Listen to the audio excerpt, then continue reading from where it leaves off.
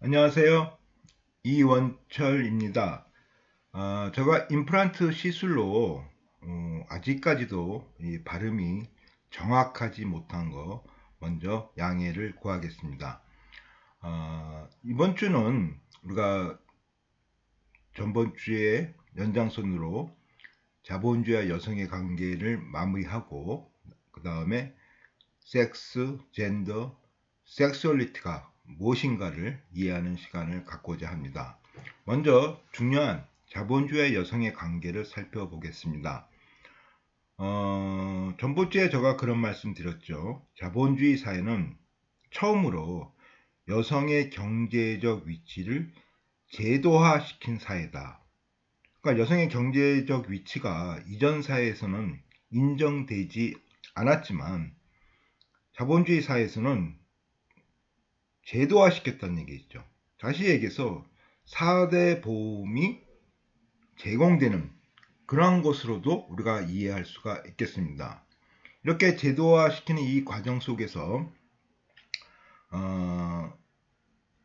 그 종교 또한 구교에서는 여성을 악한 존재로 봤지만 신교에 와서는 180도로 가까이 둘 수 있는 비성욕의 소유자로서 선한 존재로서 또 변한 것을 우리가 볼 수가 있겠습니다. 그럼 왜 자본주의는 이렇게 여성의 위치를 사회적 지위를 제도화시켰다는 것은 어떻게 보면은 지위 상승이라고도 이해할 수가 있죠. 왜 그랬을까? 여러분들은 어떻게 생각하십니까? 자본주의가 여성의 위치를 상승시키고자 제도화했을까요? 아니죠. 자본주의는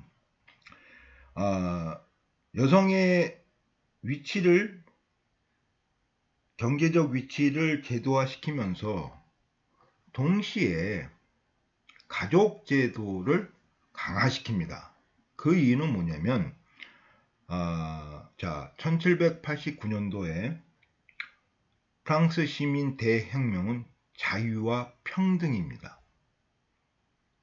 남자가 100원을 벌면은 여자도 100원을 줘야 되죠. 이렇게 해야만이 평등해야 되죠. 근데 자본주의는 여러분들이 알고 있듯이 가변자본, 임금이 아주 중요한 그런 역할을 하고 있고 그것이 어떻게 관리하느냐에 따라서 기업의 운명이 좌우된다고도 볼 수가 있겠습니다. 제도화시켰지만 똑같이 줄 수는 없죠. 그래서 자본주의는 종교도 변화시키고 가족제도라는 것을 강화시키면서 여성이 왜 저임금을 받아야 하는 그러한 정당성을 찾고 있다고 할 수가 있겠습니다. 이러한 관계를 지금 우리가 한번 구체적으로 살펴보겠습니다.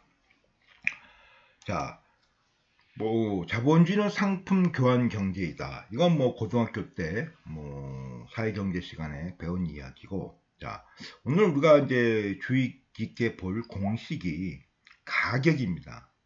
여러분들이 즐겨 먹는 커피의 가격이 고정자본 더하기 가변자본 그리고 이윤으로서 구성된다고 볼 수가 있겠습니다.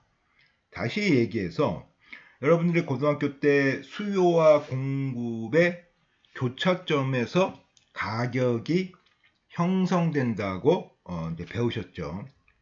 그 수요와 공급의 교차점 그것을 이제 마르크스가 공식화 시켰습니다. 그 교차점 가격 P는 원래 어떤 우리가 커피를 먹어야 되면 커피 원액이 있어야 되고 기계가 있어야 되고 이게 바로 이제 변화되지 않는 거죠. 고정으로 드는 비용이죠. 그래서 고정자본 컨스타블 C하고 그 다음에 공장은 자본가가 운영시키는 게 아니죠.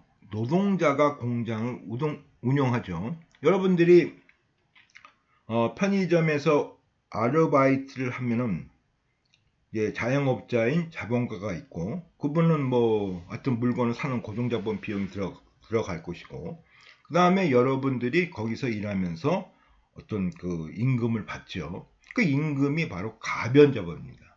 그러니까 임금이라는 것은 수시로 변할 수가 있는 거죠. 많이 줄 수도 있고 적게 줄 수도 있고. 그래서 저희는 이제 시간당 최저임금 제도라고 하면서 뭐 한 9,800원 그 수준이죠. 거기 결정되고 뭐 내년에는 뭐 10,000원으로 올라간다. 이렇게 이제 된 것으로 제가 알고 있습니다. 그래서 가격은 고정자본과 임금인 가변자본으로 구성되고, 여러분들 뭐 자본가가 임금 주고 그러면 이윤 없이 임금을 어떻게 줍니까? 그렇죠? 당연히 이윤이 포함되어 있죠. 그래서 커피의 가격이 만약에 100원이라면 자, 고정자본 60원, 여러분들이 받는 임금 30원, 그리고 이윤 10원, 이렇게 이제 구성됐다고 우리가 가정할 수가 있겠습니다. 자, 여기서 가만히 보십시오. 고정자본은 그냥 고정으로 드는 비용이죠. 변화를 줄 수가 없어요. 자본가가 이윤을 많이 만들려 그러면 여기를 만약에 봅시다. 여기를 이윤을 얼마예요? 20원으로 만들려 그러면은 가변자본은 어떻게 된다는 얘기예요. 가변자본은 동시에 어떻게 되죠? 동시에 그렇죠. 동시에 20원이 된다는 얘기죠. 이렇게 된다는 얘기죠. 그렇죠? 그렇죠. 고정자본은 고정으로 들어가는 비용이니까. 그러니까 자본가가 이윤을 많이 남기려 그러면은 임금을 낮춰야 돼요. 임금을 낮춘다는 것은 노동을 착취한다는 것과 같은 이야기죠. 그래서 자본주의 경제는 착취 경제라고 이야기하고 있습니다. 왜? 이윤은 노동자의 노동에서 나오니까 엄격하게 보면은 이윤을 노동자들이 많이 가져가야 되지만 그렇지 못하기 때문에 착취 경제라고 할 수가 있겠습니다. 자, 뭐 지금 이 시간은 경제학 시간이 아니니까 이제 더 이상 우리가 언급하지 않고, 자, 그러면 임금을 줄이려 그러면은, 자, 여러분들 알다시피 구직난이 일어나야 임금이 떨어지죠. 많은 사람이 있어야 된다는 얘기예요. 많은 사람이 그 공장에 직원으로서 많이 몰려야 임금이 자본가가 자유스럽게 조정할 수 있다는 얘기죠. 그리고 만약에 우리가 가족 임금 제도도 배웠지만 러다이트 운동 차티스트 기억나시죠? 가족 임금 제도를 준다고 딱 못을 박았어요. 그리고 파업을 철회했어요. 무조건 30원을 줘야 돼요. 그렇죠? 서로 협의를 했으니까. 그러니까 이윤은 더 깨나는 거예요. 근데 여성을 하나의 산업 예비군으로서 위치화시키고, 그렇죠? 그러니까 산업 예비군이라는 것은 예비군이죠. 산업에 언제든지 투입할 수 있는 노동력이죠. 그렇죠? 전쟁이 나면 예비군을 동원하지 않습니까? 그런 식으로 여자들을 항상 산업 예비군으로 두고, 야, 니네들 자꾸만 그러면 니네들 다 내보내고 여성으로 채울 거야. 이렇게 할 수가 있다는 얘기죠. 구체적으로 2차 세계대전 때 모든 남성들이 이제 군대로 갔죠. 그 빈자리를 다 여성이 차지합니다.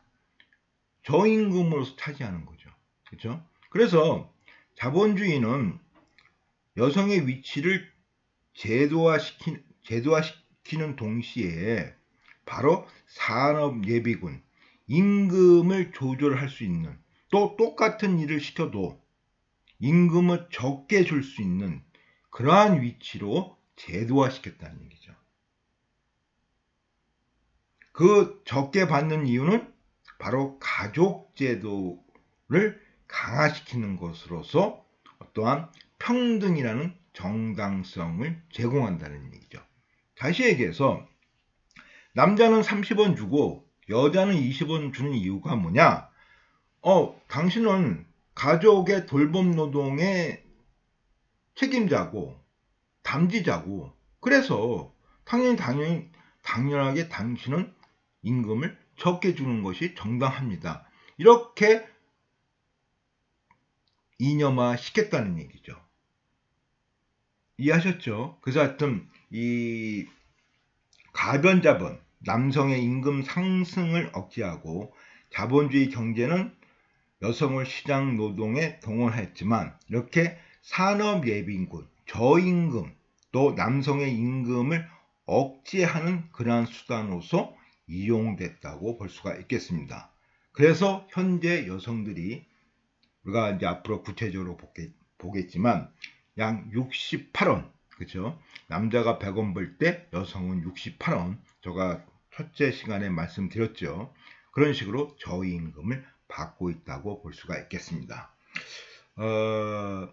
이거 굳이 뭐 여기 살 문제는 아닌데, 추상노동, 아파트, 이건 그냥 우리가 뺍시다. 이거 어차피 상품이 하니까 여러분들이 추상노동, 상품의 유령, 그때 이야기하는 거로 합시다. 자, 죄송합니다. 제가 지금 잠깐만 침이 나와서 이렇게 딱딱하고 있습니다. 자, 여성을 산업예비군으로 위치시키면서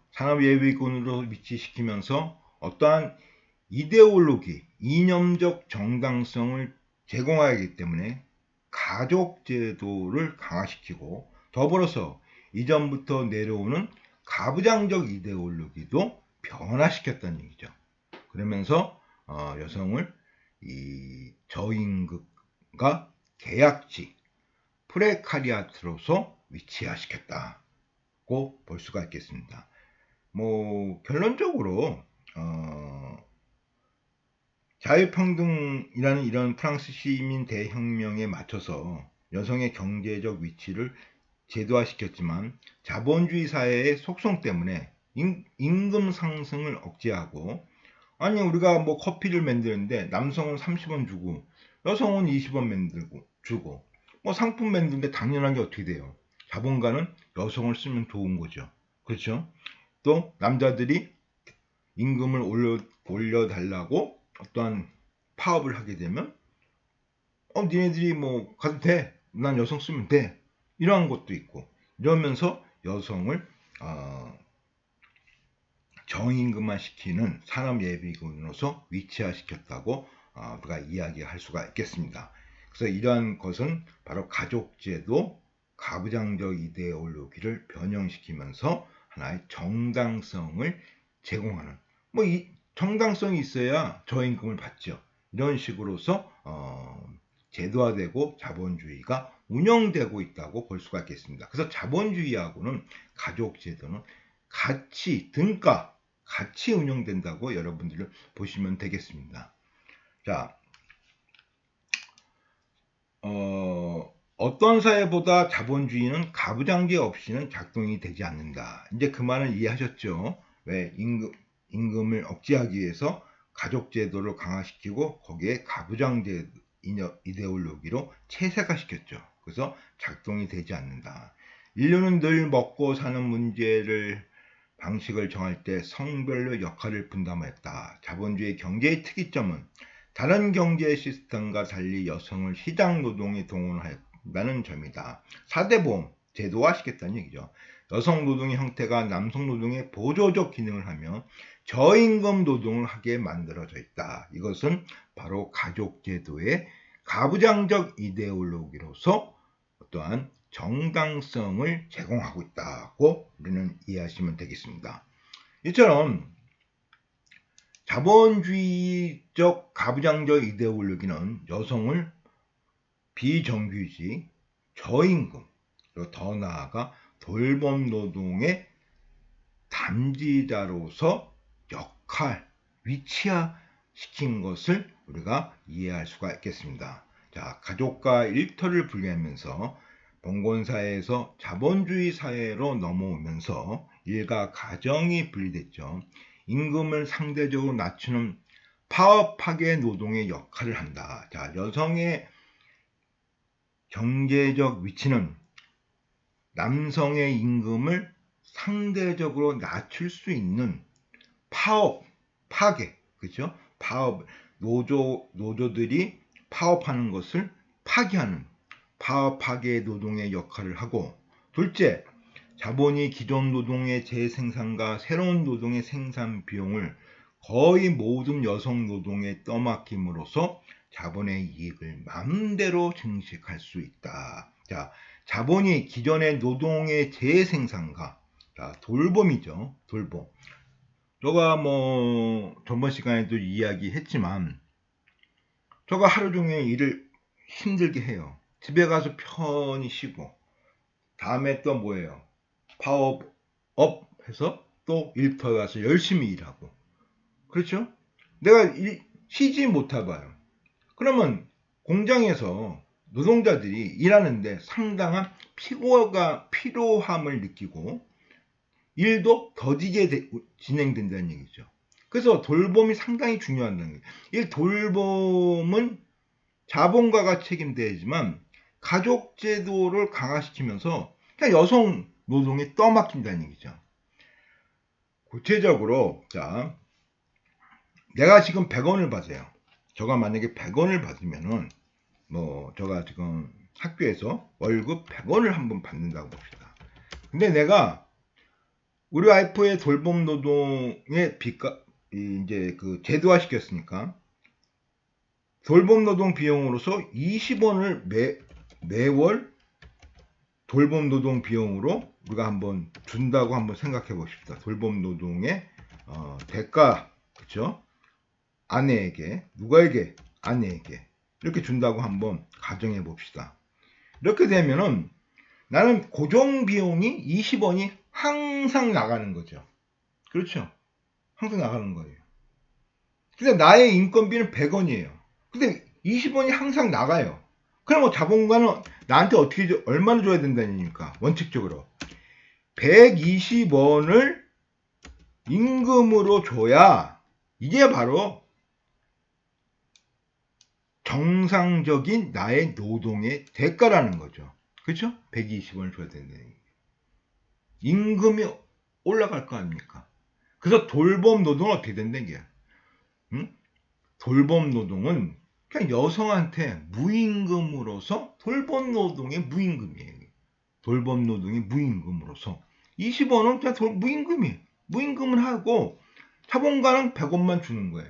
그럼 자본가가 줄 20원을 여성한테 뭐예요? 떠맡김으로써, 돌봄 노동의 무임금으로서 떠맡김으로써 자본의 이윤을 증대시킨다는 얘기죠. 근데 임금 안 주고 일을 시킨다는 얘기죠. 그렇지 않겠습니까?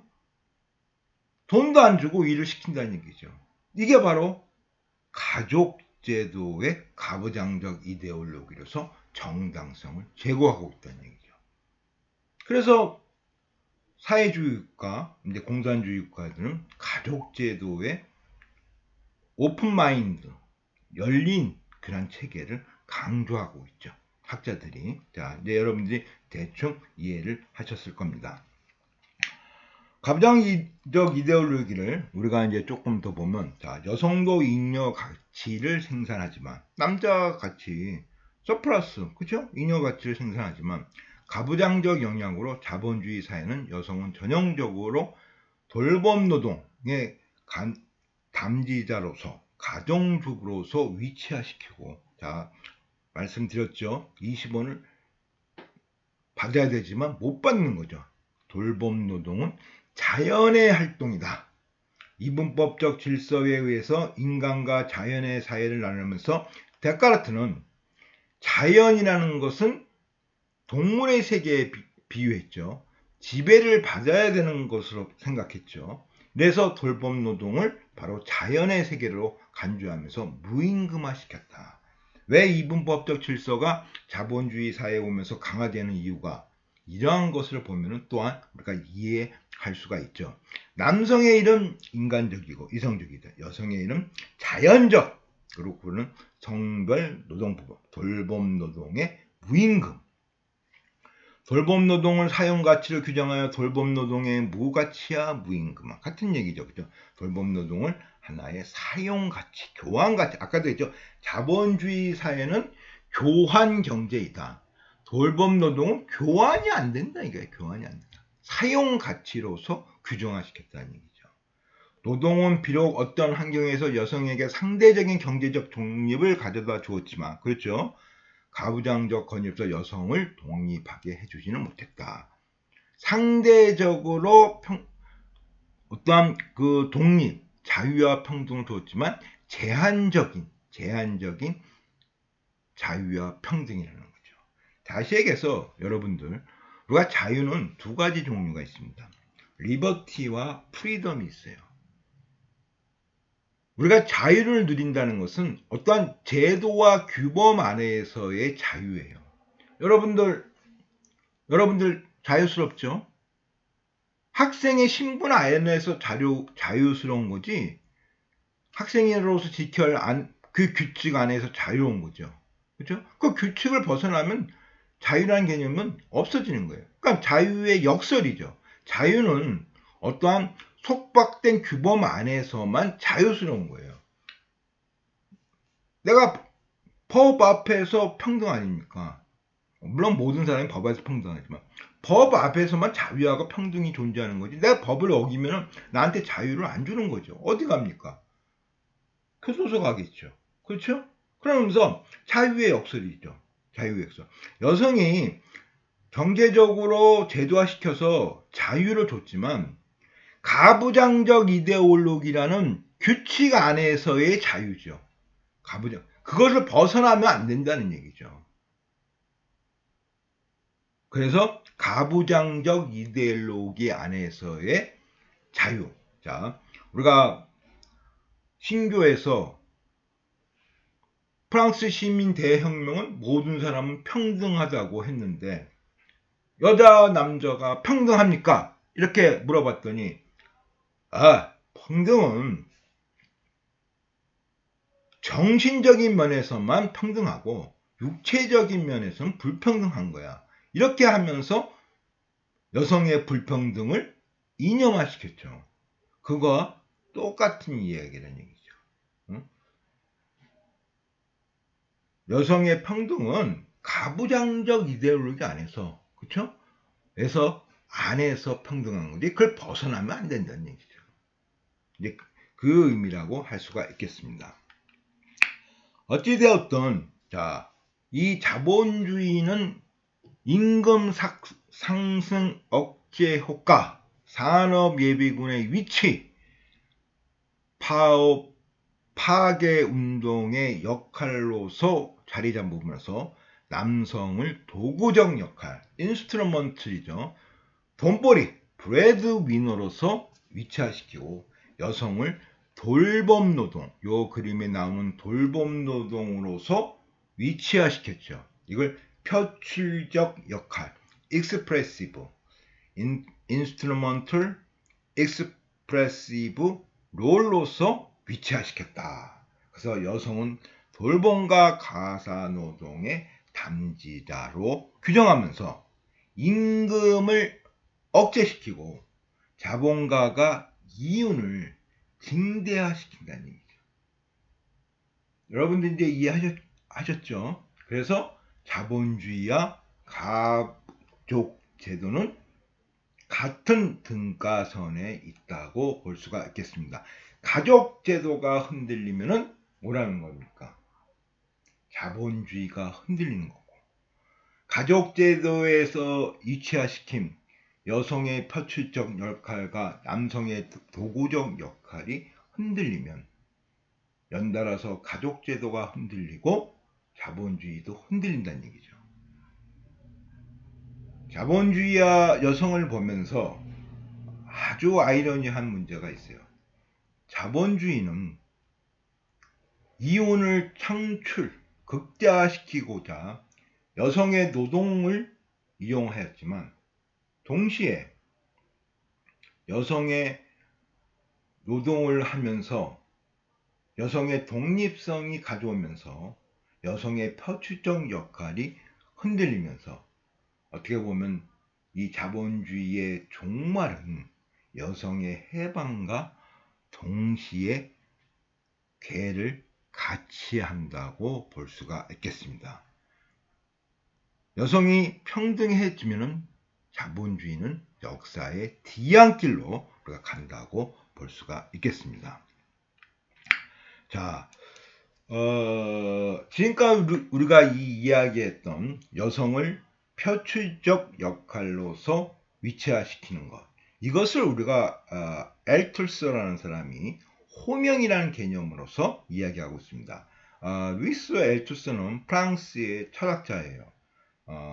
조현병, 정신병 환자입니다. 그래서 좀 안타까운 그러한 개인사를 갖고 있습니다. 정신분열이 이제 발생하면서 아내를 이제 죽이고 평생 이제 정신 치료소에 유배당하면서 이제 책을 쓴 그런 아픈 개인사를 갖고 있는 분인데, 아주 이분은 이제 상대적 자율성, 이제 우리가 막스 이론을 못 배웠죠. 왜냐면 2주 때 저가 했어야 되는데 그냥 뚝 뛰어 넘어갔기 때문에 다음에 한번 나올 때 그때 이야기 하겠습니다. 그래서 이데올로기 통해서 정체성이 구성되고 재생산되는 것을 에필레이션, 호명이라고 있습니다. 여러분도 우리가 사회적 생활에서 인간관계에 있어서 어떻게 그 사람 A라는 사람은 어떤 사람이야, 이렇게 우리가 상호작용하지 않습니까? 그래서 이렇게 정체성을 구성하는 것, 이게 바로 애필레이션, 호명이랍니다. 호명. 응? 대학생이야, 교수야, 이렇게 호명되지 않습니까? 이렇게 호명되면은 교수로서 호명이 되면은 걔 또 교수로서의 어떤 위치를 지우려고 또 이렇게 점점 피우고 그러겠죠. 이런 식이죠. 호명이 이제. 그래서 이 호명이 상당히 중요하다고 보는 거죠. 이분은. 그래서 남성은 부양자. 아까 뭐라 그랬죠? 도구적 역할. 여성은 돌봄 노동의 담지자. 표출적 역할. 이것이 아주 호명화되고 이것이 성불평등의 주요 모순이다. 여성을 돌봄 노동의 담지자로서 규정하는 것이 주요 모순이고, 이것에 의해서 모든 경제, 정치, 더 나아가 사회 문화에서 이 여파로서 여성들의 위치화시켜진다는 얘기죠. 불평등이 제도화된다는 얘기죠. 그런데 상대적 자율성이에요. 왜 경계를 중심으로 하지 않고 이데올로기를 보면서 위치화시키는 거. 돌봄 노동이 담지자니까. 제가 첫 시간에 얘기했죠. 지금 은행에 가면은 남학생들은 종합직으로서 편입되고 여성은 뭐라 그랬죠? 종합직이 말고 단순직으로 편입되죠. 종합직이라는 것은 언제든지 자기가 살고 있는 공간에서 멀리 갈 수가 있죠. 제주도도 갈 수 있고. 근데 여성은 그렇지 못하는 거죠. 왜? 돌봄 노동의 담지자니까. 남편에 대한, 자녀에 대한 돌봄 노동을 해야 되니까 멀리 못 간다는 얘기죠. 그러니까 일반직으로서 편입시키죠. 이렇게 이런 돌봄 노동의 담지자라서 호명된 것이 주요 모순이 돼가지고 경제적 위치를 다 차지한다는 얘기죠. 여러분들 제가 대면 시간에 한번 학생들한테 그런 질문을 던진 적이 있어요. 당신이 사장이면은 미국 연수를 가는데 남성 직원을 보낼 것이냐, 여성 직원을 보낼 것이냐. 거의 대부분의 학생들이 남성 직원을 보낸답니다. 왜 그렇습니까? 여성 직원은 언제든지 결혼과 출산으로 인해서 사직할 수 있는 개연성이 많다는 얘기, 높다는 얘기죠. 그런 사람한테 투자한다는 것은 회사에서는 잘못된 투자라고 할 개연성 또한 높아져야 된다는 얘기죠. 그래서 남성 직원을 대부분이 미국 연수로 보낸다고 학생들이 이야기를 하고 있습니다. 여러분들이 그렇게 생각하고 있는 거예요. 이러한 주요 모순이 우리가 앞으로 배울 경력이 단절이 되고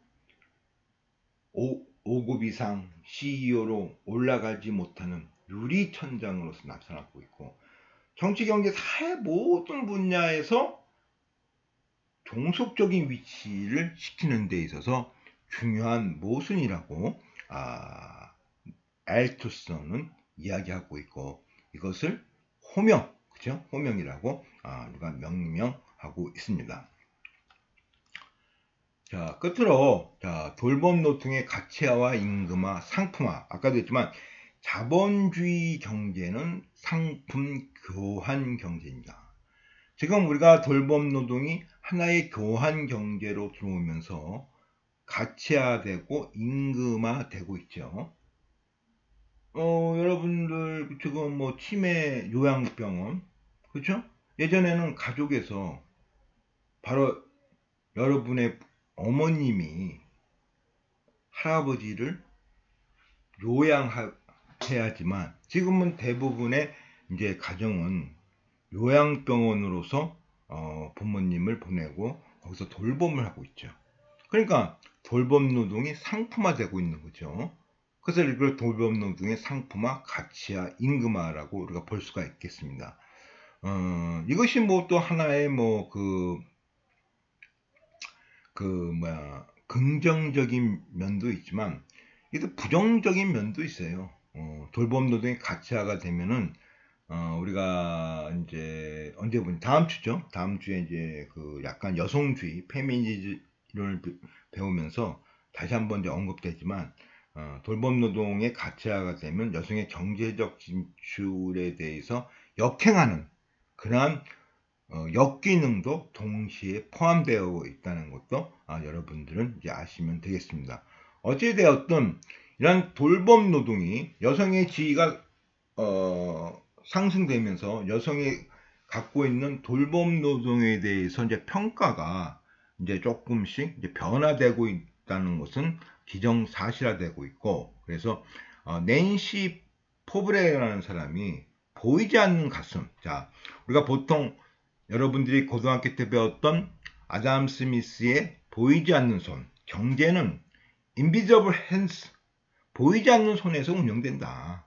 그러니까 아담 스미스는 가격이라는 것이 그러니까 보이지 않는 손에서 수요와 공급에 의해서 저절로 가격이 형성되고, 여기서 돈을 지급되고 판매가 일어나고 이러면서 보이지 않는 손에 의해서 움직인다, 이렇게 얘기했죠. 여기에 이제 이 지금의 경제는 돌봄 노동의 여성의 역할 변화로 인한 돌봄 노동에 대한 어떤 재평가로 인해서 낸시 포브레라는 사람, 자, 보이지 않는 손 플러스 돌봄 노동이 들어간다.